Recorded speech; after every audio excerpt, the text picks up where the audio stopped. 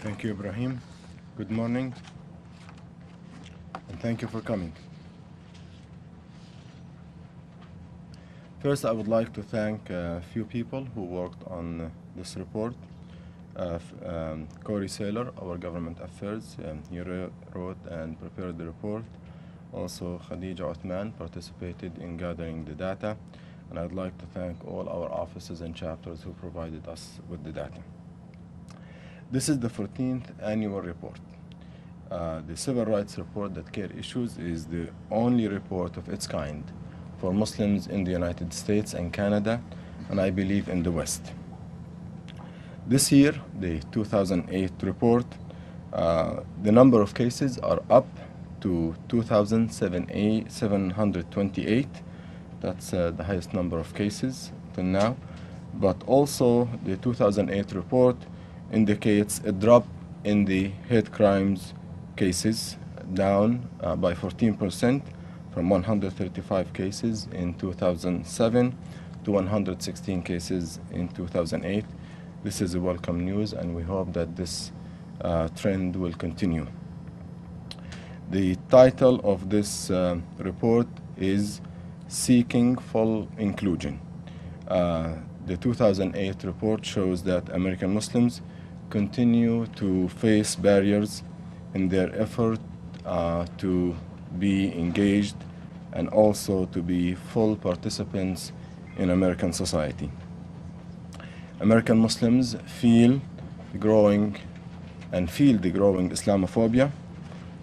They still suffer from airport and border profiling.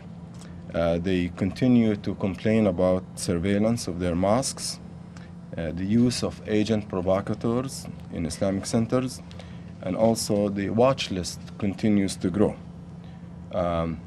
Also, this report covers cases under the Bush administration. So this is the last report that covers cases under the Bush administration. It will be interesting to see how these numbers will change under the Obama administration. CAIR has recommendations. First, to the Obama administration. Number one, to review and revise the Attorney General's guidelines issued by Attorney General McCasey in late 2008. Revisit the U.S. Department of Justice 2005, the Inspector General's report. It's called the Federal Bureau of Investigations Compliance with the Attorney General's investigative guidelines.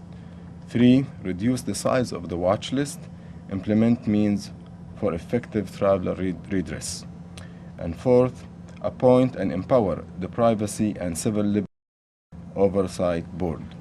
And 5th, have the President Obama, make a speech at or a high-profile visit to an American mosque in the United States.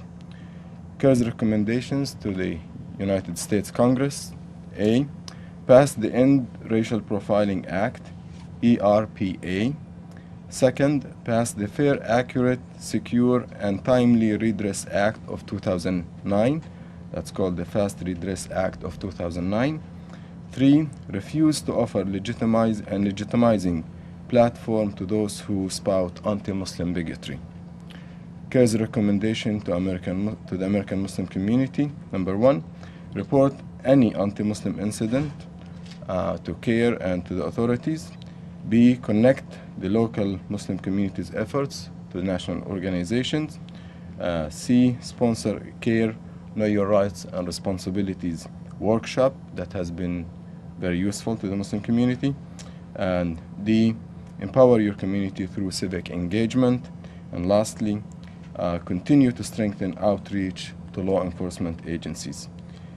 Final recommendation is to key societal influencers in the society, avoid stereotyping of Muslims in entertainment media. It seems that many of the cases have to deal with the looks of Muslims, the names of Muslims, based on stereotyping and misunderstanding of Islam. And finally, we hope that key influencers in our society, whether professional commentators, policymakers, religious or political leaders, will help de-link Islam from criminal action. Associating Islam with criminal behavior contributes always to the increase of discrimination against Muslims. I'll give it back to Ibrahim, and we'll listen to the details of the report by Corey Saylor. Thank you. So next we'll hear some more details of the report from Corey Saylor, CAIR Legislative Director, and I'll do the chart flipping. Good morning. I'll make this rather painless since I'm the statistics guy this morning. The report this year, as Nihad noted, 2728 complaints that warranted further investigation by CAIR were reported to us. That's a 3% increase over 2007, and that's the 5th year in a row that's the highest ever reported to us. So that's reflected on this chart here. The encouraging news this year is the trend that we saw beginning last year continues, and that's a drop-off in the incidence of anti-Muslim hate crime reports. Now, we're encouraged by that, but keep in mind, we expected to see a spike post 9/11. We definitely saw that spike. It's leveling off now. It's still way too high for any good civilized society to have. We want to see these numbers drop down significantly more than from where they're at. The third chart we're going to look at, the civil rights complaints by state. This number remains very high. That's the District of Columbia, and we'll talk about that in a second. California, Illinois, New York, and Florida also contribute to being the 5 top highest locations in the United States for where we're receiving these complaints. I'll come back to the thing with the District of Columbia in a moment. Institutions remain the most common target of hate, and there was a rise in 28% in the number of complaints that we saw coming from Muslim organizations and mosques. Government agencies also remain the second highest, but let's note that they dropped over the previous year, which again is an encouraging sign, but we still need to see these numbers go down significantly. Workplace number 3, but what really concerns me is the schools. It's in the top 5, but we saw a rise 31% in the number of complaints we saw coming from schools. So these are children being targeted with name calling, attacks because of they look different, and again, that's deeply troubling to all of us here at CAIR. The thing that I want to back up and point out, again, what we're seeing is that individuals, that the rise in hate mail, emails, and then the targeting of institutions, what it looks like is you have people sitting in front of their computers, and that's when they're starting to feel angry. So they're not running out and targeting people, they're surfing the internet, typing in Islamic, and then starting to fire that hatred toward whatever pops up. That's why we're seeing this increase in emails, that kind of thing. And we can definitely follow that up with what we saw after Fort Hood.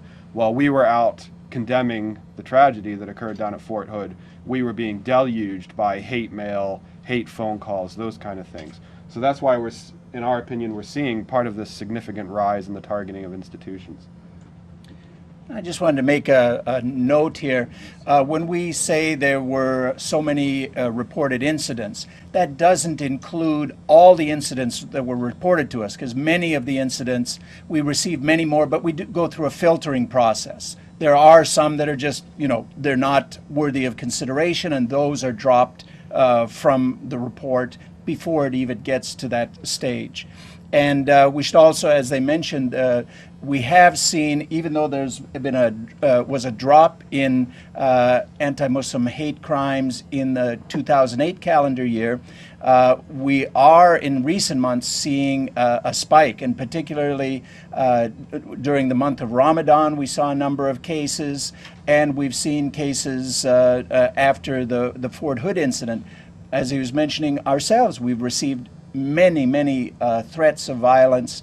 We've received even letters with foreign substances smeared on a page of the Quran, this kind of thing. So it is a very growing concern about the reaction of the minority of Americans who will act out based on Islamophobia that's unfortunately growing in our society.